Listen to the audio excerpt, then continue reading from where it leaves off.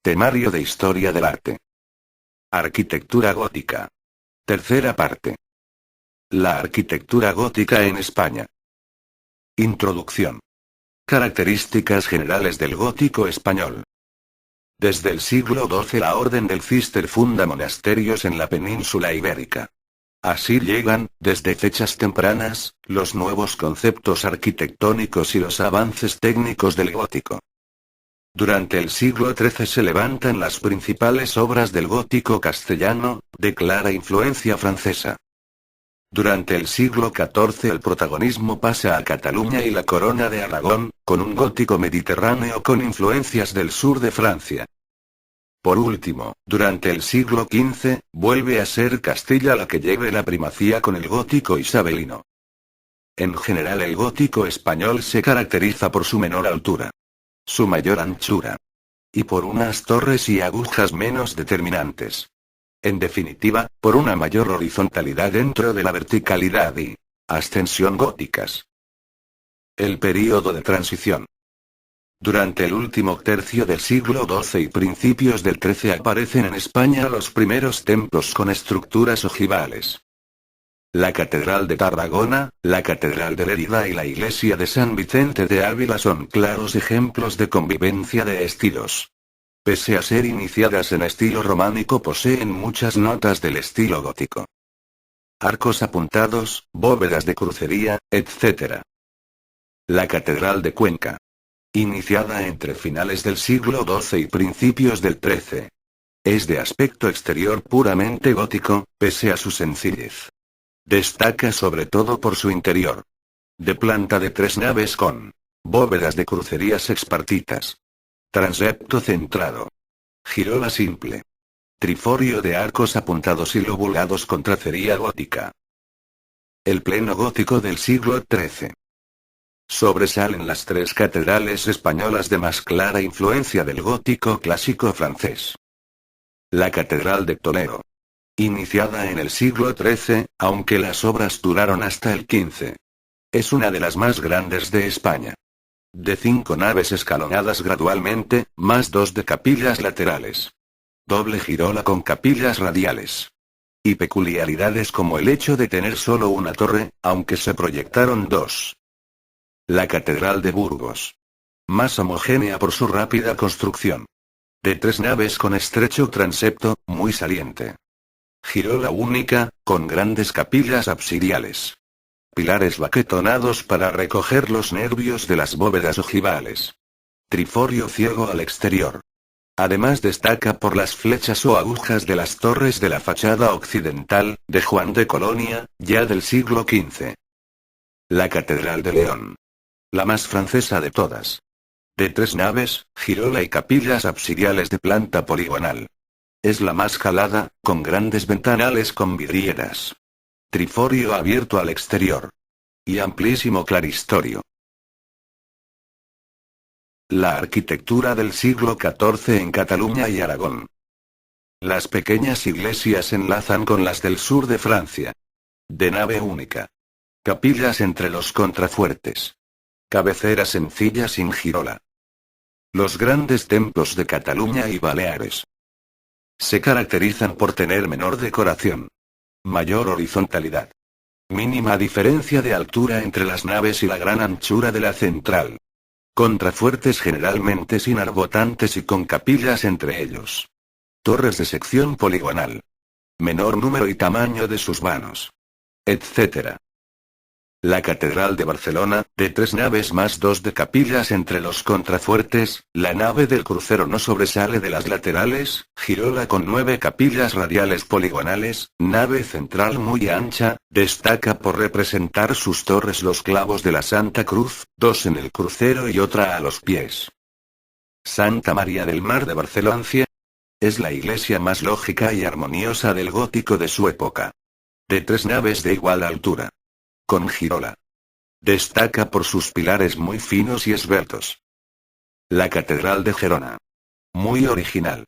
La cabecera hasta el transepto es normal, de 3 naves con girola. Pero se continúa en una única nave, de gran anchura, hasta los pies. La Catedral de Palma de Mallorca, de enormes proporciones en el que predominan las líneas verticales por la abundancia de contrafuertes y su escasa separación, es la segunda más alta de Europa y una de las más anchas también, de 3 naves con capillas entre los estribos. La arquitectura civil de los siglos XIV y XV. Destaca en el barrio gótico de Barcelona, de características calles estrechas, medievales. El Palacio de la Generalitat de Barcelona, del que sobresale la escalera del patio, con delgadas columnas y arcos apuntados. En Mallorca el Castillo de Berber y la Lonja de la Ciudad. Y, principalmente, la Lonja de la Seda en Valencia. Construcción amplia y de elegante sencillez. De 3 naves de igual altura con bóvedas de crucería sobre pilares helicoidales. Destinada a las transacciones comerciales. El gótico tardío del siglo XV. Como características generales de esta etapa podemos citar: la preferencia por plantas rectangulares, sin girola. Los soportes muy delgados. Las bóvedas estrelladas, cada vez más complejas. La profusa decoración. La Catedral de Sevilla. Uno de los templos más grandes de España. De planta rectangular, por tanto con cabecera plana. De 5 naves, las 4 extremas de igual altura, más capillas laterales entre los contrafuertes. Bóvedas estrelladas. No tiene torres, sino que se aprovecha el alminar de la mezquita almohade que existía con anterioridad en el lugar, la Giralda. El gótico flamígero o isabelino en Castilla. En este caso las influencias van a ser sobre todo flamencas. Destaca su riqueza decorativa, basada en la tracería flamígera, las bóvedas estrelladas cada vez más complejas y la decoración heráldica. Juan de Colonia. Autor de las flechas de la Catedral de Burgos. De mediados del siglo XV. Exageradas agujas o chapiteles calados, la mejor obra conservada del gótico flamígero. El cimborrio de la misma catedral también debió ser excepcional, pero lamentablemente se derrumbó menos de un siglo después de ser levantado. Simón de Colonia. Entre sus obras destacan: la iglesia de la Cartuja de Miraflores. Iniciada por Juan, pero terminada por su hijo Simón. De nave única y bóvedas estrelladas. La decoración exterior se centra en la portada, enmarcada por un arco conopial profusamente ornamentado, con escudos y animales heráldicos en las enjutas, lo que va a ser característico del estilo isabelino. La capilla del condestable de la Catedral de Burgos. Su obra maestra, comenzada a finales de siglo. Se caracteriza por ser de planta octogonal y por su suntuosidad decorativa. Con tracería flamígera, escudos y bóveda estrellada. La portada de la iglesia de San Pablo de Valladolid. Ejemplo de las denominadas portadas retablo, caracterizadas por su barroquismo. Los arcos ya no respetan normas ni trazado alguno. Se rellenan con decoración todos los espacios vacíos, de forma que las esculturas y escenas se funden con los elementos no figurativos. Y el Colegio de San Gregorio de Valladolid. Realizado en colaboración con el también escultor, como Simón de Colonia, Gil de Siloé. La fachada se caracteriza igualmente por su recargamiento de ornamentos, poblada de monstruos y vegetación exuberante. Juan Guas. De este arquitecto sobresale la iglesia de San Juan de los Reyes de Toledo. El más perfecto ejemplo del gótico isabelino. De nave única y muy ancha. Cubierta con bóvedas complicadas de crucería estrellada. Con abundante decoración heráldica, a base de monumentales escudos, imágenes exentas y temas epigráficos y vegetales. Importante también es su claustro, con amplios arcos divididos por un finísimo mainel y decorados con tracería flamígera. Destacar también el Palacio del Duque del Infantado de Guadalajara. Caracterizado por su galería flamígera superior, sobre cornisa de mocárabes de ascendencia árabe.